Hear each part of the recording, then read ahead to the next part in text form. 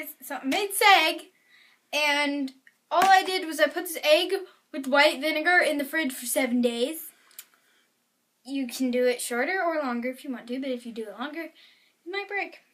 So I watched other people do YouTube videos on this, and they called it the rubber egg, and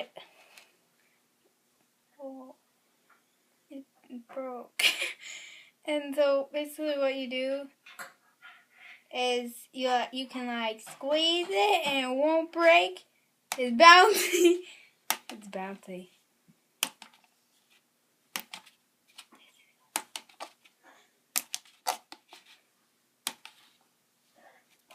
Oh, it's gonna break. You can like squeeze it kinda hard, but not like too hard. Like that probably exceeds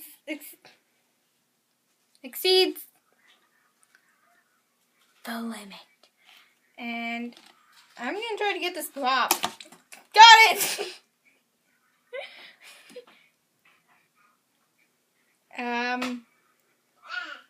It left a shell.